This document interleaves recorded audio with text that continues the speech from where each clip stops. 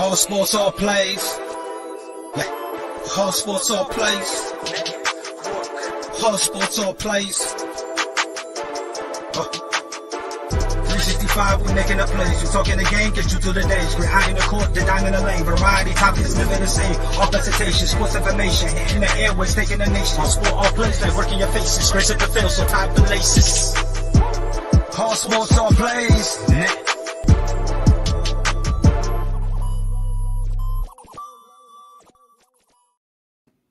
What's going on, everybody? Welcome back to He's on Fire podcast, episode number 52. And we had a game today. We shouldn't have, but we did. And you know what? In the spirit of March Madness, that's fine. Let's go into overtime.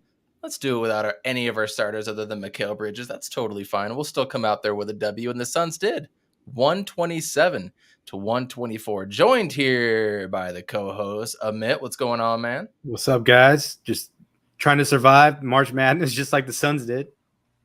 Big facts. JJ, a.k.a. AZ, Sham and Cheese. What's going on, man? I'm doing all right. Tired shoulders feel like Iguodala's. I've been painting all day, painting above me.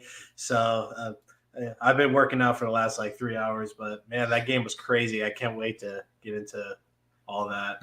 You've been carrying the load like Mikal Bridges is what you're saying.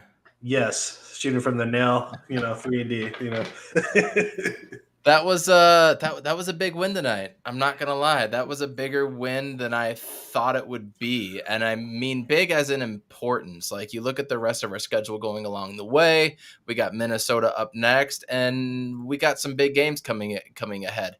We don't need to go ahead and win every game. We don't need some crazy 8-1 to finish off the season or 9-1 with 10 games left. But our magic number is now 2. So either 2 wins or 2 losses by the Grizzlies or a combined 1-1, and we're the number 1 seed. So I got a personal thing here. So I was looking at all-time records, and I was looking at some of these other teams and what the records were when they finished the season.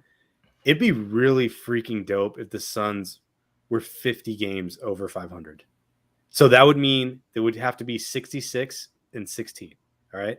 There's only 2 other teams that have done that. The Golden State and then the Bulls, right? Yeah. I mean, even I thought the 2000 Lakers were Oh, sorry, yeah. Lakers had 67. Sorry. Yeah. My bad. They had 67. So 3 teams, right? So we'd be the 4th. All those teams, got to the finals at the bare minimum. But I just think it would be good for the narrative of this team when we talk about them 2 to 3 years from now, or in the even after this season, just to be like, they're in the stratosphere of the top 3, 4, 5 teams ever, just record wise. I think it's important. I that's my personal thing. I think it would help us as Suns fans when we talk about them, and help us as podcasters when we talk about this team, and hopefully the actual journalists can pick up on that story too. I love it. I'm all about it. Honestly, I want to get to the 63 threshold just so that we can be the best Suns team ever. But you're one up in that. I don't mind that.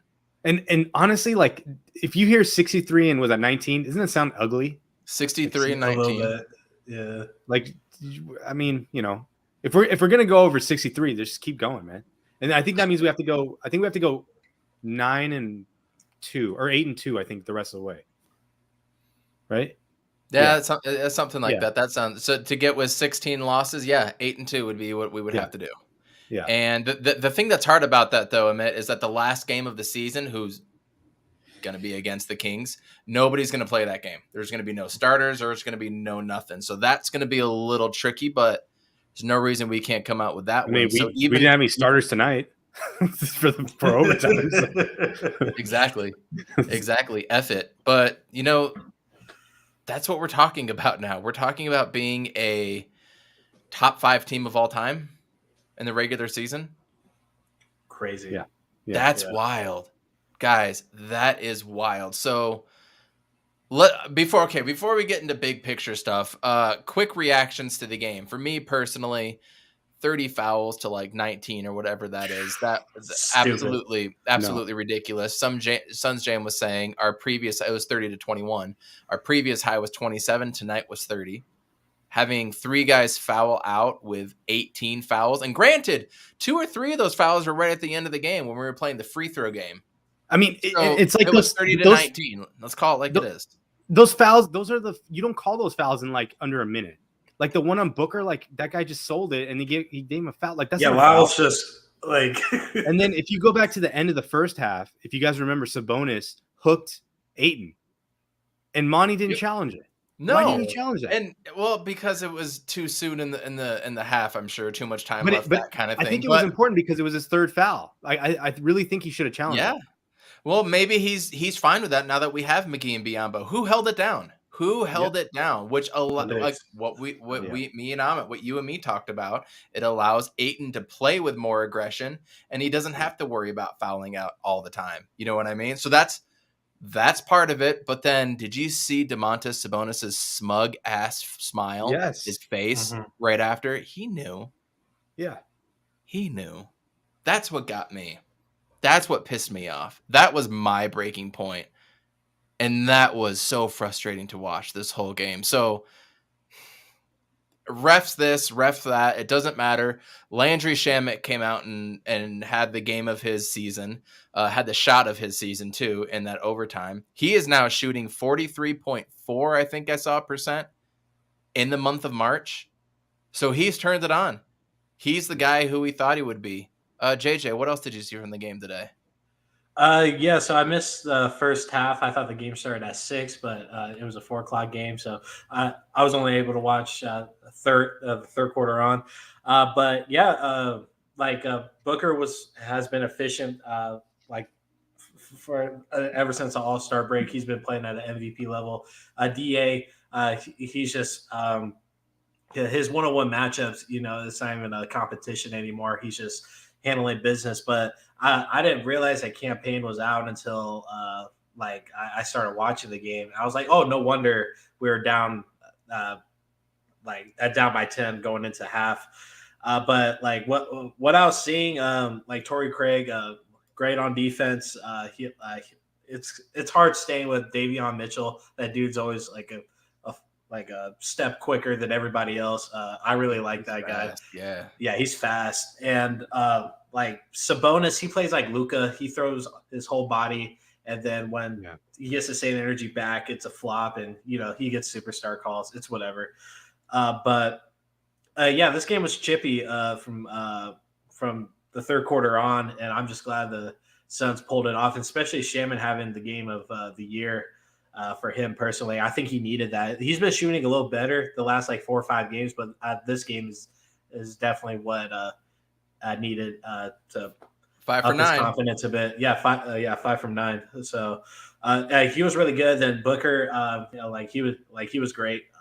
That foul that kicked him out was so stupid, but. This game was crazy. F Sacramento. I can't stand This is my house, and I did not invite you. Did you guys see their entire stadium was packed? This is a Sacramento game on a Sunday in the afternoon. How was it packed? Why does it feel like the Super Bowl is happening in this game? It was just it was their Super Bowl. They've had an awful season. They made trades to thinking it was all about this year. This was their season. This was their Super Bowl. And the refs were definitely trying to win it for them. The refs was dog shit. It was bad, dude. And I hate to harp on that horn of the refs, but dude, you have to today. Yeah, it was. You have to, but the way that the Suns, first off, they didn't get a technical foul. I expected 2 or 3 techs this game. They bit their tongue, they bit their lip, whatever. They didn't get the technical foul that would have put them at the line, which ultimately could have been the game, right? So they bit their tongue. They played through it. 3 guys fouled out. 3 guys had 18 fouls combined at that point when Book went out, and they had 19 total team fouls. And they persevered through that. And you know what? Our bench guys got some really crucial experience on the road in a hostile environment. They were going bye-bye to Book and doing all that stuff.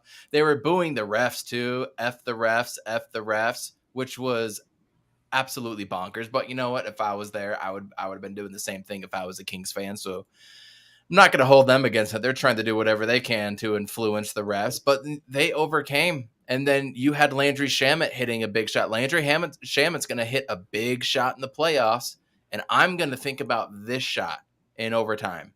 Does it bother you guys that he banked it in though? It was a little kiss. It's whatever. It's a corner. You know? I mean, it's like one of those movement threes. Like it's usually his shot. Usually it's online, but it's a little. I mean, what am I going to tell an NBA player? Like, okay, yeah, man, because I do the same thing in pickup, and it's not even like, people get upset. He's got a weird release, isn't he? Where it's like, it's like not a normal release. It's like a little like, I don't know. That, and then he holds it for a really long time before he lets it go too. Yeah. Like when he's coming down, that's when he releases it. Yeah.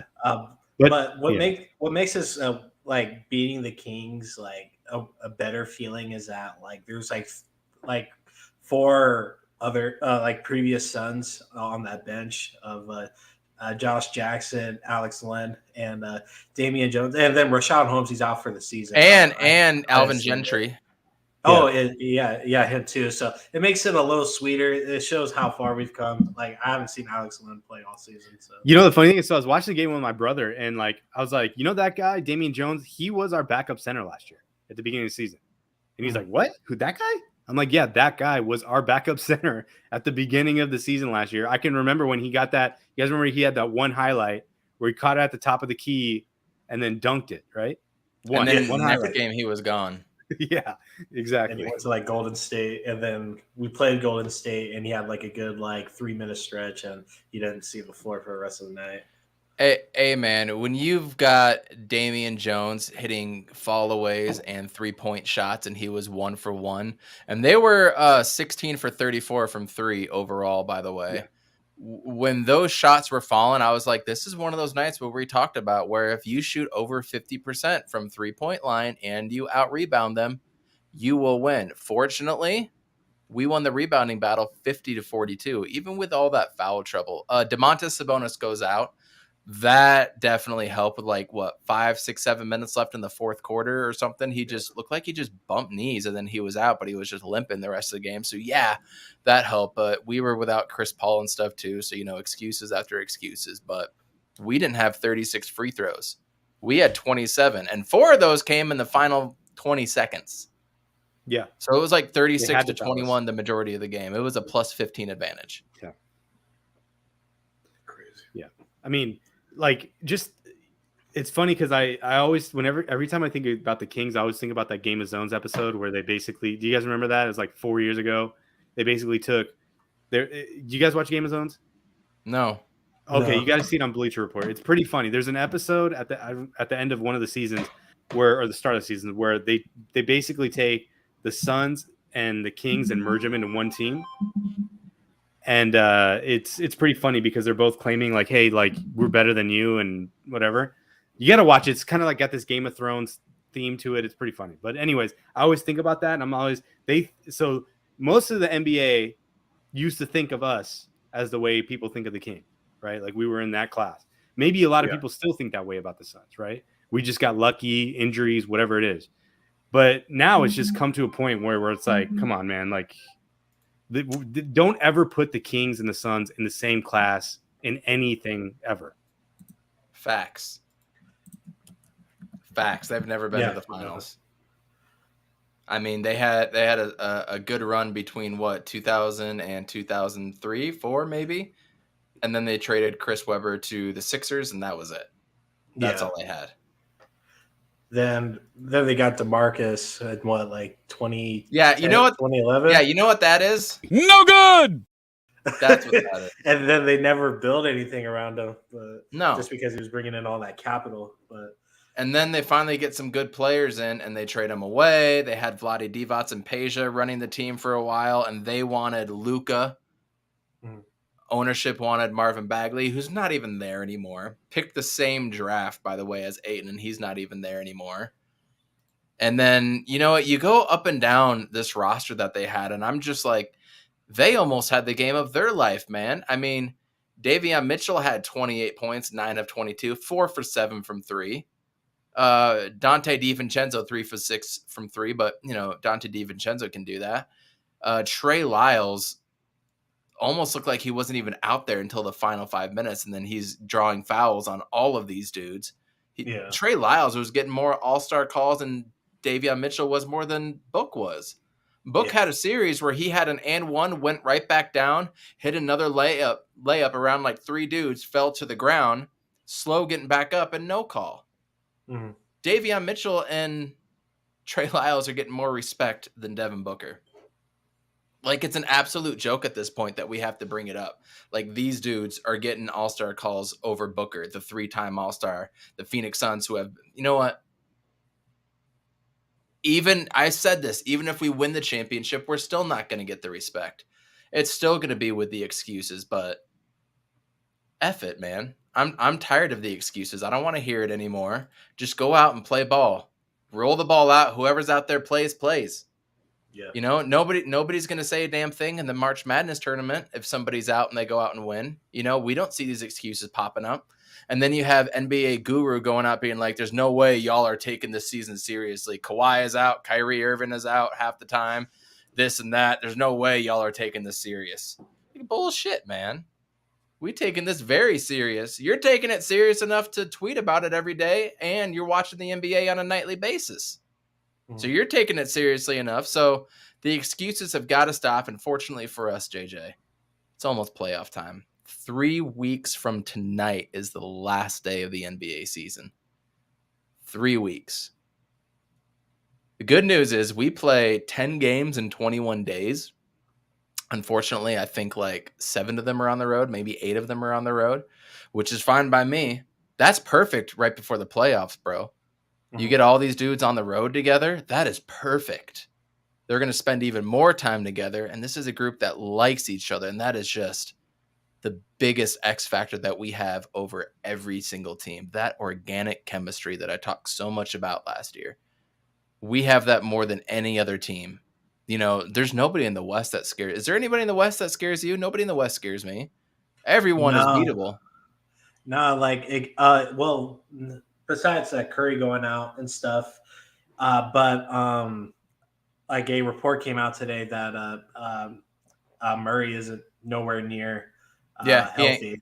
Even if he did, he's not. They're not coming back. And by the way, Minnesota is now officially the 6th seed, and Denver's the 7th seed.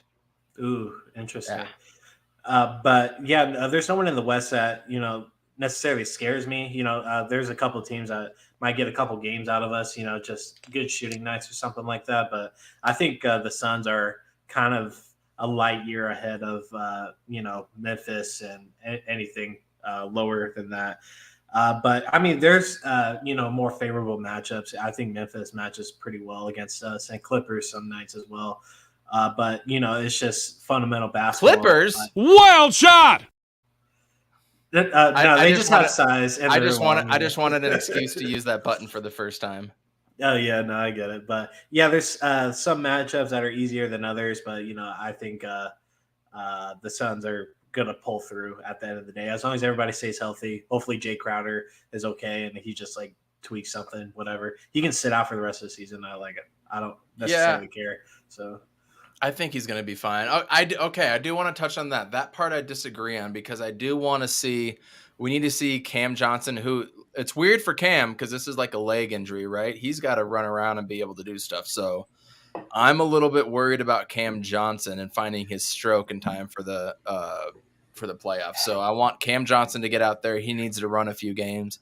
I want Chris Paul to be able to. I'm sure Jay will be out on Wednesday. Good thing we have 2 days off. I'm a little bit worried about these injuries now because I just want them to get into the flow of playing again. Mm-hmm. I'm not worried. I'll tell you why. Did you guys hear JaVale McGee's quote? I think it was after a couple games ago. Remind me. Basically, what he said is, this is on the championship teams that he's been on. This is part of the season where you start locking in. You start playing playoff basketball moving forward. You start tightening the rotations a little bit, right? So I'm looking at it and I'm going, that means Chris Paul is coming back before the end of the season. That means Cam Johnson's coming back before. I mean, these guys have to get into playoff mode. No, I completely agree, which is why I want them to come back. And the longer that they're not, I'm more and more worried. And look at Ahmed having to deal with the kids again. Man, bless him. That's tough. Unfortunately, my kid didn't take a nap today, and he is passed out, so I don't have to worry about that. JB's got a question. All three of you, who's each of your pick to win the finals? My pick to win it all is Chicago. Chicago hasn't shown anything to be able to beat any top team. Like I don't even, bro. I don't think they're getting past Boston the way Boston turned it around. Like I like Chicago more than I like Boston. I really do. I just don't see it. But yeah, who do you see coming out of the East right now? Philly? JV, if you could answer this for me, what's up with Lonzo? Like, no matter where I look, it's like a different injury. So you mind like clarifying that for me since you follow the Bulls. But my pick in the beginning of the year was the Miami Heat to make it out the East. I might keep rolling with that. They can. You have they're to. very. You have to. I kind of have to. They're a very streaky team. They're very good, but I'm just worried about when Jimmy Butler comes back, he kind of like slows down their pace a bit, and I think they play a lot better when they're playing at a higher pace. But that isn't Spoelstra's style, so I'm just I'm just gonna roll with the Heat. I don't think Philly. I think Philly might make it to the second round or maybe the third round. But Philly's not that good. Like it's growing pains with Harden, and like they lost tonight. They blew like a 15, 16 point lead tonight. But like the Bucks are really good. So either the Heat or the Bucks, you have to go with. I think those are the best options. Fabio is right. The East is chaotic right now. That playoff bracket over there is going to be insane from fucking day one. Mm-hmm. I mean, the play-in game is probably going to be better than it is in the West, because I would expect if it's Denver or Minnesota, they're going to get the 7th seed, one of those, however it falls, and then Clippers are going to get the 8th seed. I could see the Pelicans actually running up and getting that 8th seed. I don't want to play the Pelicans. I'll be real with you. I don't want to play any of them guys over there, and Willie Green. I don't want to play Willie. He'll have a little inside info making it tougher for us. I ultimately think we'll come out and win, obviously. Yeah. That's just the team I least want to play on that side. But the East, there's 4 or 5 teams that could win it in the East if they get hot. What do you think, Amit? No, I agree. Are the Nets still in the playoff playing tournament? I'm getting this. Yeah, they are correct. They are 8th right now. Yeah. But they're 4 games out from catching Cleveland. So with about 10, 11 games left for them, it looks like they're probably going to be the 7th seed, which means they're going to play the 2 seed, who is either going to be the Bucks or the Sixers. It separates by a half game. But we're assuming that they win, because one game, right? Like if they lose one game, they're done. But they're going to be playing, if they're the 8th seed and versus 7 Toronto, that means they're playing on the road with a healthy Kyrie. Yeah. Well, I mean, so I can't imagine that Kyrie's not back before the playoffs. I think the New York City thing is going to. How can this guy? He was at the game. Like, was it last Sunday where he bought courtside tickets and was at the game with no mask? Like, what are we doing? What are we doing? Did Toronto lift their mandates? Because they got all fans there now, dude. Yeah, I think they did. Okay. Yeah. Okay. Yeah. Yeah, and the Nets are overhyped. They won't have any chemistry. Ben Simmons really did a number on both the Sixers and the Nets. I'm really tired of everything coming out about Ben Simmons when this guy is just, I don't know. He's pretty trashy to me. Is Kyrie allowed to play in Canada? That's a good point. I don't think so, because we had guys like when we had Jaren Jackson Jr., he wasn't vaxxed and he couldn't play that game. And he was on one of those 10-day contracts. That's a very good point, Fabio. Thank you for bringing that up. I don't think so. Ooh. I don't think so. And then you got the Hornets and the Hawks going against each other. I could see the Hawks getting hot and losing to Brooklyn. You have to be vaxxed to play in Canada, says JV. I trust JV with my life. So that's obvious. I just looked it up on the CDC. Yeah. To work in Canada, you have to be vaccinated. So. Wow. To work. Okay. That's what he's doing. He's working. Yeah, I know. Wild. So next game coming up is Wednesday. Wednesday is going to be a doozy. Wednesday is going to be a really good game. Yeah. Timberwolves are hot. They're 11-2. They're the hottest team out of the NBA since the All-Star break. Ant is looking like a maniac. Patrick Beverley is pushing people in the back like he always does. So he's chippy as hell, going to be guarding Book. D'Angelo Russell has been D'Lo. He's been quiet all season, but Cat with back-to-back 60-point games just recently. I think 30 just today or the other night. So Wednesday is going to be a hell of a game. I fully expect us to come out and win because that's just what we do. But I want to talk a little Deandre Ayton finally, you guys. Are you guys good with that? Hell yeah. Yeah. So let's paint a picture of Deandre Ayton, all right? First, comes into Arizona as I believe he was the number 1 recruit or a top recruit, right? Arizona flounders in those first Thanksgiving Day weekend tournaments that they have in college basketball. They went to the Battle for Atlantis. They went 0-4. All right. They went 0-4. And Arizona looked like they were nothing. Obviously, I am not an Arizona fan. So everybody on here, just know I hate University of Arizona with a passion.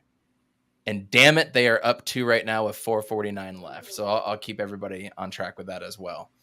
And then they kind of turned their season around, beat ASU a couple effing times, and they lose in like the first or second day of the tournament when Deandre Ayton was there.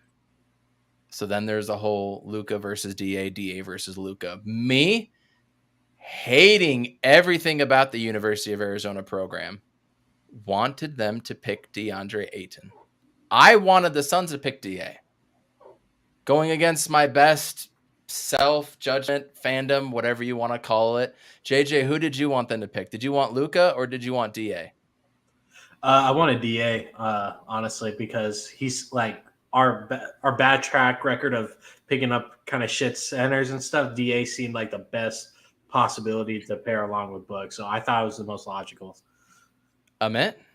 Same thing. So disclose this. I've been an Arizona basketball fan just ever since Lute Olson. I've just been watching those games on the Pac-10 network or whatever that was back in. Rejected. And so the whole Luka thing, and I watched a bunch of Luka videos. I was trying to figure out like who's the better player. And the funny thing is, like, one of my really good friends, he's a Dallas Mavericks fan. Like, he's got season tickets and all that. And I went to Dallas for his 40th birthday, and we were talking about it. And I'm like, this was, I think it was like, was that 2018 or 2019 or whatever, or 2018. Mm-hmm. And yeah. And I was just like, bro, I'm like, you guys are going to get the MVP, the rookie of the year this year. But overall, we're going to have a better player. And I truly believed in that because I just saw, you know, just there's certain things you can't teach big men, right? You can't teach them to be 7 feet and have 42-inch vertical. You know, right. There's certain things where when he just makes that spin move violently, he's only started doing it recently, but when he makes that violent spin move, like he did at U of A, it's just Shaq level, you know, dominance. Like, it's just things that he's doing. And thank God he improved and gotten better, because otherwise we would just be like, okay, he's another Cat, right? Which now we're seeing what Cat's doing as this team is moving into playoff contention. So it's just like, I always thought we needed a center. I always thought like this was our chance to grab one, even if we're wrong. Like, let's take that risk at this point, because like, if you look at what the teams did like the Hawks, right? Like, so they went after Trae Young. They traded their pick so that Dallas could draft Luka, and they took Trae Young. And we'll see what the future bears for those two players. But I mean, we already had like a ball dominant scorer on the perimeter. Like, can you imagine Booker and Luka working together? Like, I couldn't see that. Facts. Yeah. And I remember Gambo coming out when I still liked the guy, saying everything that he's heard over there. He's a whiner. He's a complainer. He wants this. He wants that. It's got to be his way. It turns out that's absolutely true too. He is that guy, that character. And that's not something I would have wanted to root for either, by the way. Like, let's put that out there. I wouldn't have wanted to have to root for Luka. I would have, because I'm a Suns fan, but that would have been awful. And let me paint this scenario. So the coach was Kokoshkov, right? Like, who was from his country, from the national team. So imagine Luka comes here with Booker. He shows flashes of what he's been doing now. And basically Booker Booker's like, would have F been this, gone. dude, I'm done, right? And we end up with Luka rather than Booker. For less assets, I'm sure, than what we'd get back. Because no one would ever see the potential of Booker. This is 2018, so it's like 3 years in. Yeah, you're seeing like a good stats on a bad team guy, but you're not seeing like winning potential, right? So Yep. Imagine we lose Booker for Luka. Yeah. Yeah, exactly. That'd have been awful. That would have been awful. Fortunately for us, that's not the case. We have Deandre Ayton, and we go into the draft, and then all the stuff, starts coming out about Arizona and him taking money, $100,000 to go there. At the time, I'm like, man, this is the NCAA is trash. They're not paying their people. They're not doing this. They're not doing that. You can't even get a tattoo, and you're getting suspended and blackballed. I'm not hating a guy going out and getting money wherever that school was, but it's not a good look. That's not a good look. And I'll always remember the first game. The first game against Dallas, Booker hits a game winner. DeAndre Ayton pulls down like 10 or 11 boards, and we beat Dallas. And we're 1-0. Like, oh, things are going to change. No, it didn't change at all. We ended up with a 19-63 record, I think is what it was, right? Isn't that what it was? Let me go back. Yeah, 19-63. Yeah. And shit was bad. We get Monty Williams. Everything kind of changes overnight. One game in, we win our first game. DeAndre Ayton goes out for what was it, 25 or 50 games? 25. 25 games. Okay, so here's where I'm at as a Suns fan and a Sun Devil fan. So we picked this dude over Luka, and we saw what Luka did his rookie year, right? That's the impact you should have as a number one pick. Don't argue with me on that either. When you are the number one pick in any sport, you have immediate impact ability. You have to do that. Period.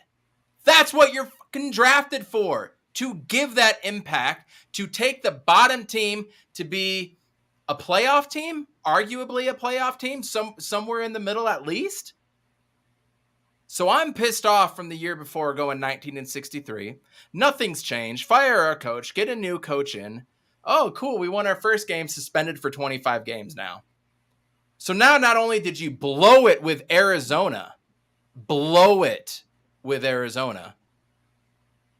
you suck our first year. You get popped for PEDs. I think there's a 3-strike penalty. Like the second time is 50 games, and the third time like you're done, or it's a whole year at least, or something like that. And then you basically ruin our whole second year, a whole second season. Everybody here knows if DeAndre Ayton doesn't get popped, we're making the playoffs in the bubble. Everybody knows that, right? So I am so beyond pissed off with DeAndre Ayton at this point. I wanted him gone. And then we get into the bubble. We make our run, but our run was not because of DA then. Our 8-0 bubble had nothing to do with DA. Cam Payne was averaging like 20 a game and going off. Book was averaged over 30, off. Yeah. Book was crazy. Ricky Rubio was doing weird Ricky Rubio things like that you didn't expect.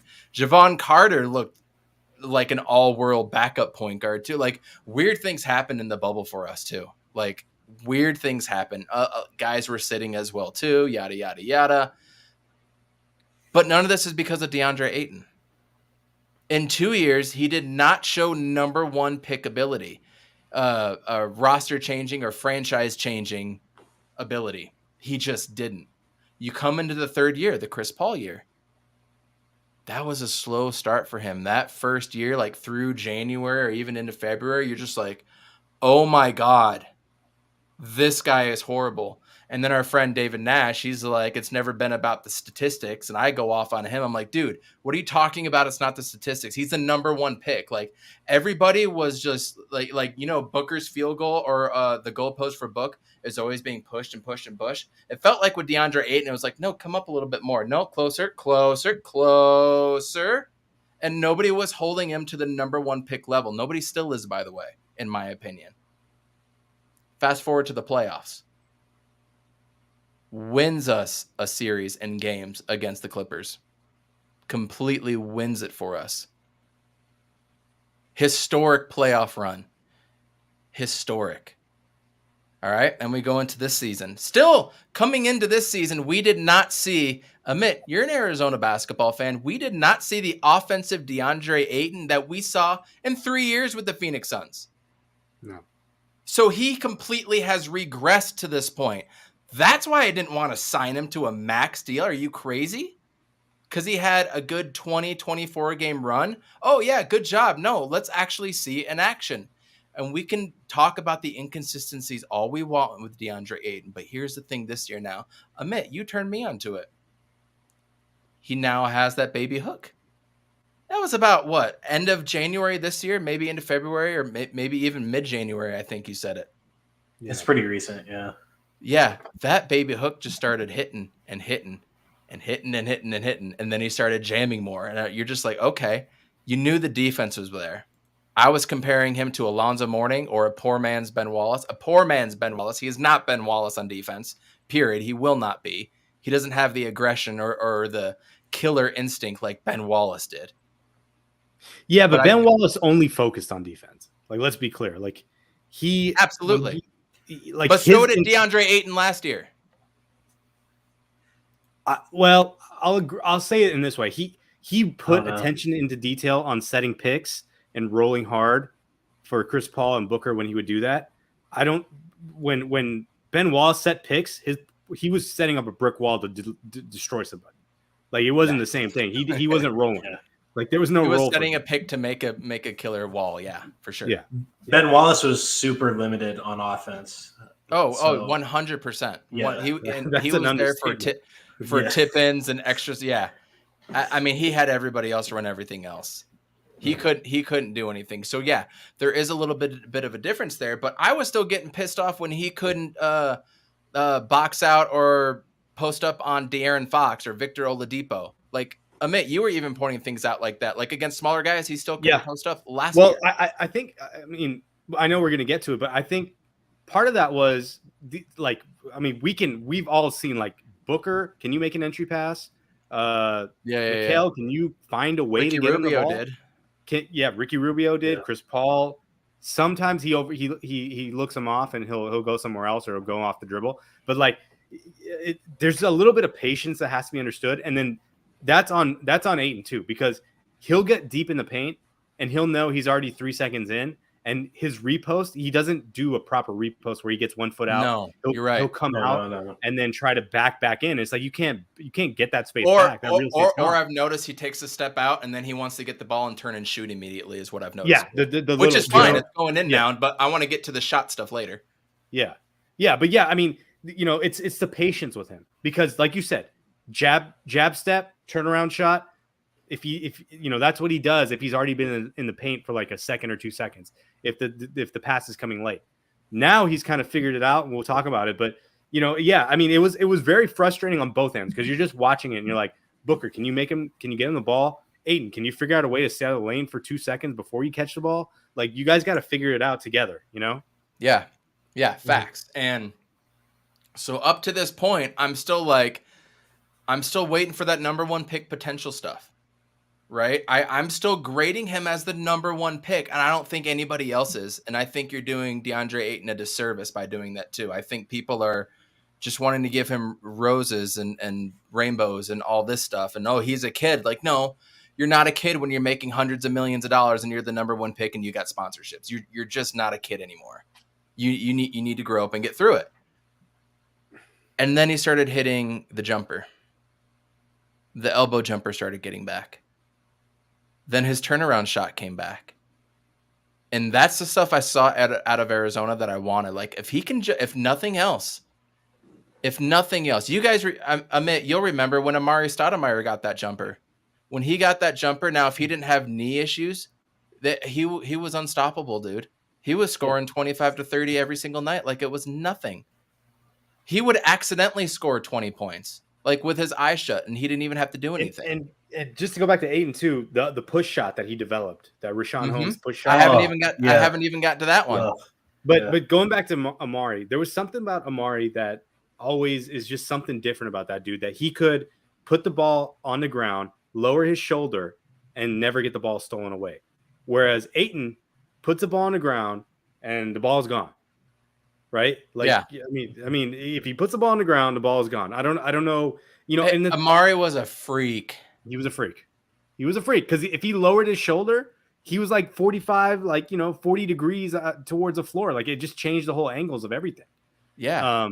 And he did it into coverage too, dude. That's what I'm saying. He would go into people, into a crowded lane, and then lift up and dunk on 3 people. Like I'm still trying to figure out the physics. Maybe I have to go back and rewatch and come back with some sort of take on that. But there's something about how he was able to do that and not get the ball stolen because he would go right hand. Yeah, he had like Kawhi hands. Like it doesn't get talked about a lot. Amari actually came to my elementary school when I was younger for like a charity event, and I saw him and fucking dude, like we weren't allowed to get signatures or anything. It was some stupid rule, but yeah, like he's a massive guy. What were you gonna say about DA, Amit? No, just that the push shot. Oh yeah, so then he gets the baby hook down, and you're like, okay, that's awesome. He's really making it. Oh wow, that's like at 69% or some ridiculous shot. Okay, awesome. Then he starts getting the jumper. Then he starts getting the turnaround jumper, which I mentioned, which is what I saw when he was at Arizona, and why I really wanted that. I'm gonna pull up the game cast here, by the way. TCU is up 72-70 on Arizona, and I'm here for the tears. I am here for those tears. And then he started getting the ball on the rolls in the lane, and instead of attacking like Amari would do, or showing up and making contact and getting a lot of offensive fouls, which is what I kind of thought the first 3, 4, 5 times I saw him do that, he got what you said. He got a little floating push shot. All of a sudden, he has an arsenal. And just on Friday night's game, he was being guarded by Vooch, and he spins right, and he finishes awkwardly with his right. It was like nothing but net. It was almost one of those things where he's like, I'm going to try to go this way and just see what happens. And it just worked. And you just saw like a little light bulb just like went off when he made that. And so now Deandre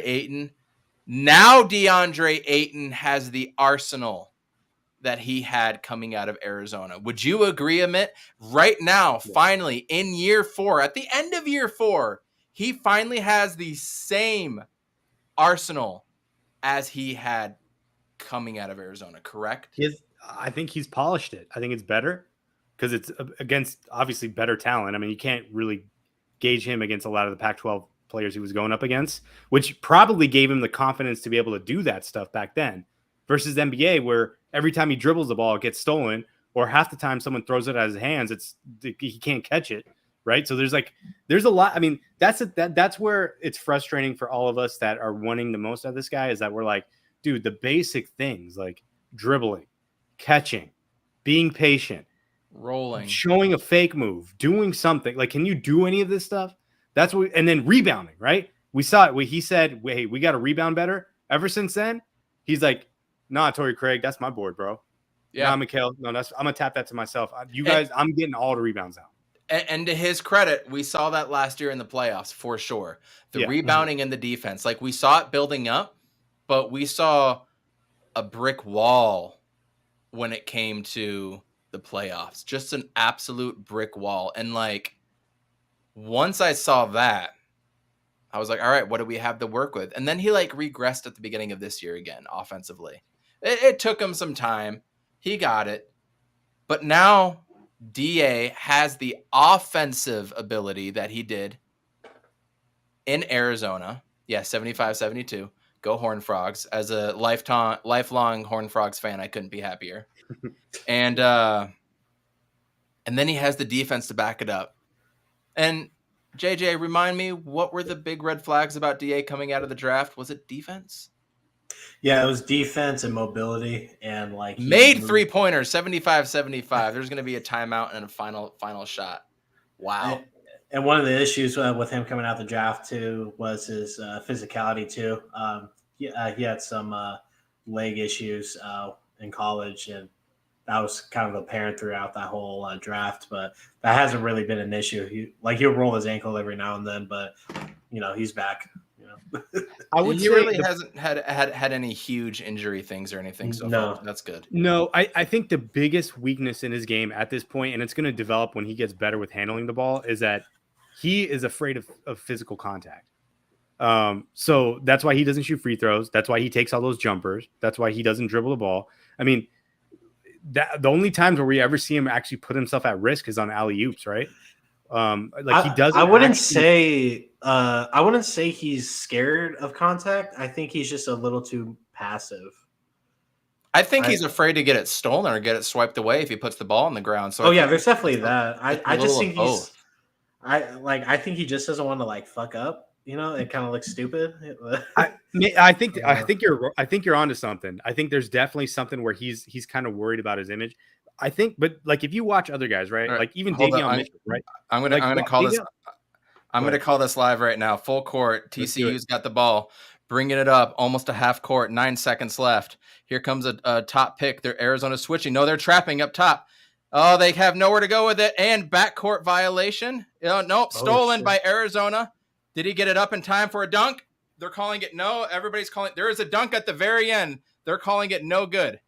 It looked like it was no good. They stole the ball, took it all the way down for a dunk, and it looks like to the naked eye, it looks like it did not get off in time. But they're going to official review it. Holy crap. If anybody has a TV by them, turn that on right now.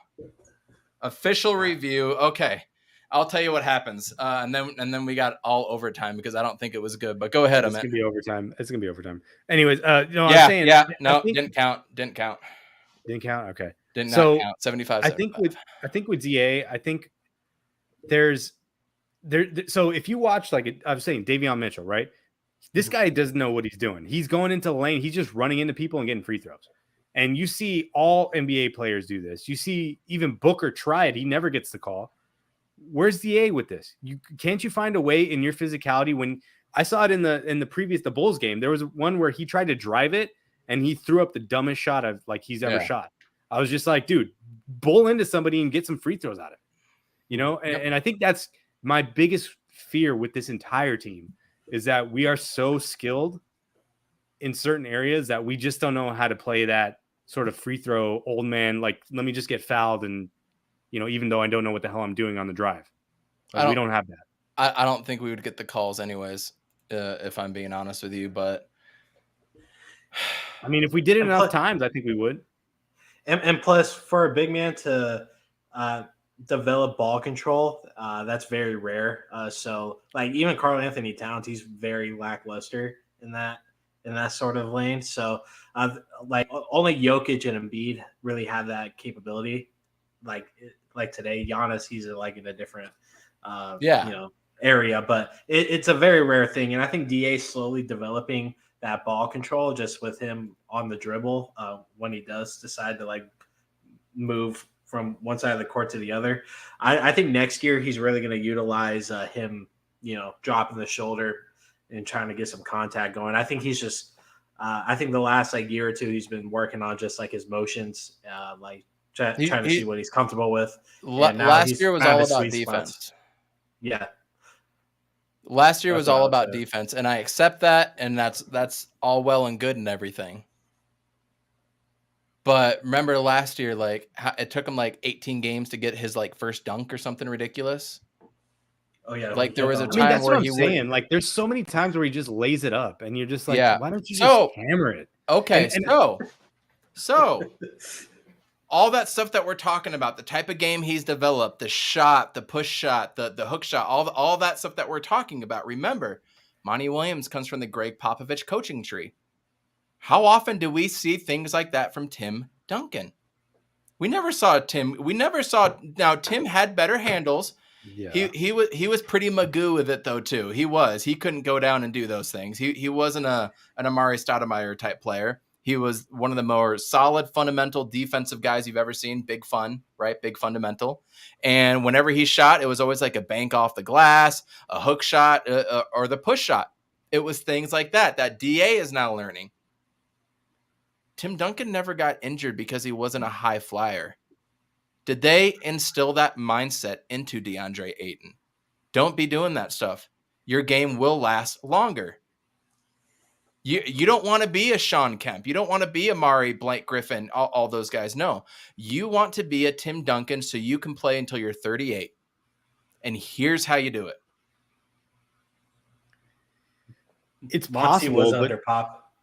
Monty wasn't there the first few years. So, like, how do you explain the first? He was there 3 years ago. He was there 3 years ago. No, but I'm saying the first 3 years of Ayton's career, he wasn't doing anything like that. No, but he started last year or 2 years ago, and we kind of saw it in the bubble to a point. Yeah. And it wasn't until last year that kind of thing really took off, where he wasn't dunking. He had like 6 dunks the whole season last year. Yeah. Yeah. I don't know. I don't understand it, because when you have that sort of athleticism, like, you just want to, I would want to show it off. Shit. Like, if you imagine being 7 feet tall and having a 42-inch vertical, do you understand what that is? That's crazy. Yeah. But yeah. I'm trying to understand the why haven't they done it, and that's the reason I came up with. Okay. Is the Tim Duncan comparison. Hey, if DA becomes another Tim Duncan, I was just going to say that, Bees. It's like a hybrid between David Robinson and Tim Duncan. It's just what you want out of your big man. So now let realistically, when he does he's a restricted free agent. Restricted. We can match any offer. He's going to be in Phoenix. He wants to be in Phoenix. He's going to be the best center of all time for the Suns, right, you guys? I mean, who's better right now? Mark West? Yeah, no way. No way. Exactly. Yeah. I mean, Amari, if you consider him a center. He was a power forward in my mind.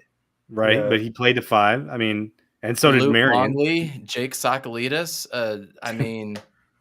Kurt Rambis. Alex Len. Right? So he's already the best center. So through all of my hate, through all of that, I came out with the conclusion that Monty is coaching him like Tim Duncan. And he's slowly developing him to be a player like Tim Duncan. He's not Tim Duncan. I don't think DA is going to be a top. He's not going to be a top 3 power forward of all time, or center, excuse me. That belongs to Kareem, Wilt, Tim Duncan, if you want to put him there, or if you want to put him at the power forward, which he's not. You got Dirk, Karl Malone, and Tim Duncan, and Kevin Garnett. Shit. I don't think he's that high of a player, but I do think he's going to be the best center that we have ever seen in this franchise. So do I hate Deandre Ayton? No, I've never hated him. I hate it for what he did at Arizona. I hate it. I still hate it. It still rubs me the wrong way that he got paid to go there. It still rubs me the wrong way. I don't hate the kid, though. I hold him to the bar as a number 1 effing pick, you guys. That's my bar for him. And if anybody else holds that bar lower for Deandre Ayton, then shame on you. You have low standards. Because I guarantee you your standards for Booker are higher than they are for Deandre Ayton. Mic drop. Yeah, I mean, I think, there's a lot to desire with Ayton's game, considering his athletic, potential. And Hakeem Warwick was probably the worst of all times. Plumlee was pretty good for a season. Pat Burke in Game 7 against the Lakers had an all-time moment, dude. Just dropping threes when we were already up by 30. That was one of the greatest things I've ever seen. Now, I did see some cap in the timeline, JV. I think it was you. Yeah, here it is. Get out of here with that, JV. No. Less aggressive. Shaq had handles, and he had pizzazz, and he had power. DA has no handles or passing ability like the way Shaq had. No. Yeah, he would one-handed just throw it behind his head to guys cutting behind him on double teams. Like, Shaq had his personality came through when he played. If you guys remember that, who's it that he just did the push to? Chris Dunn. Yeah. Yeah, he just that next one. gracefully pushed that dude right into the stands after shoving his nuts in his face. Like, Yep. that's a Shaq thing. I mean, that's like the personality. Like DA is not there with that. No, not yet. I think he will at some point. I mean, remember that one technical he got for throwing it down and hanging on the rim or something this year? Yeah. I like that. But I just, with Chris Paul and Devin Booker and the old heads that he has around him, I don't think he's ever going to be that guy. And that's okay. I like that he's being coached in a Tim Duncan-esque way. And he's being planning that way. That's just my personal take on it. And that's why he's not the menace we kind of thought he was going to be in the Amari Stoudemire mold. You know what? But we if we're talking about passing with him, the way the NBA's changed with passing, like he actually is a really, him and Booker are really underrated passers. The way that they can throw from the corners or throw to the corners and hit guys in their hands or in their chest to make threes. Like that's an underrated skill. Like DA is actually a really good passer from the lane, and Booker is just a really good passer from everywhere. Especially when he's got he's throwing those like sweeping passes across the court and hitting guys on a dime and just hitting threes. I think with Ayton, like I think we're going to see his skills continue to develop. I mean, I think he is. Is he the youngest player in the Suns? I think he's 23, Ayton? 22 or something. Yeah. I think he might be. Yeah. I mean, we still got, imagine where Booker was at 22 and where he is at 25. Like, let's see where he goes in the next 3 years. Yeah. But we're already seeing it with these guys out. They're running a lot of the offense through them, especially that Bucks game. If you guys remember, like the entire offense was run through Ayton, and he did a tremendous job doing it for the first half. Kind of broke down towards the second half, but I'm just happy that he's on my team. I disagree with the passing. Okay. I think he's average at best, personally, because I still think he has some trouble when he gets double teamed. I think he's done better this year for sure, but I don't think he's where we quite want him to be. I saw it today when he had like a little shovel pass to Torrey Craig in the lane, and it got. Oh no. So that play, Torrey Craig should not have dove. That was not a play where he should have dove. That's on Ayton too, right? Like Ayton should not be like, oh, just because a guy cuts, I should give him the ball. He needs to like not pass him the ball and go to work. Like I know exactly what play, because me and my brother were watching that play, and I was like, Torrey Craig screwed that play up. There was a few of those tonight where they would cut inside. Either JaVale or DA would be in the middle. And, either Torrey or Michaela's cutting in, but bringing like Lyles or Mitchell, and they're like right there tagging along, and that's just a recipe for disaster right there. Yeah. But JJ, I want to hear from you on DA and our rant and everything. Go for a minute. I think DA is actually a really good passer, and I think what goes kind of like not talked about a lot is his like when the ball bounces off the rim and he tips it to like either Campaign that's cutting in or tip Mikal. out. Sure. Yeah, tip out. He's great with that. He knows where everybody is when the shot is coming off the rim. But I think overall, just his bag is just going deeper and deeper this year, and like that spin move that he did on Vucevic was just nasty. And yeah, it just reminded me of U of A DA. Like he was a beast in college, and if we start seeing that DA, especially in the playoffs, it's going to be absolutely huge, and we'll be able to close these games out like 30 minutes in if he keeps up production like that. But so I do pest control, and I sprayed this one guy's house, and he's a big Spurs fan. I've done his house a couple times. Cockroaches everywhere, I assume. It smelled like those El Paso tacos. He was whipping those up. I love it. But him and I were talking, and he was saying like this Suns roster, he says it reminds him so much of that 2012, 2013 San Antonio team, just like how they play basketball. And like he did a comparison between Duncan and DA, and I thought it was sort of interesting. He was just saying just how he like DA just doesn't try to force things if they're not there, and true. And the movements with Chris Paul of a Ginobili-esque, I guess. And like he ran this whole comparison and stuff. He's like, I really like watching this team, and he's like, I couldn't stand the 7 seconds or less Suns or just any Suns team. But he's like, I'm a big fan of this Suns team, and I see him, possibly going to like 3 finals back to back. And I was just like, wow.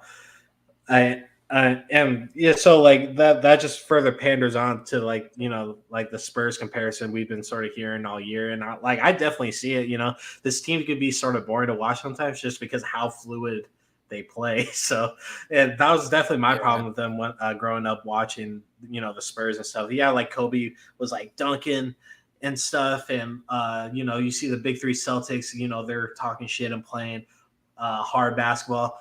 And then you watch San Antonio, and you're like this team's boring. Like this team sucks, but no, they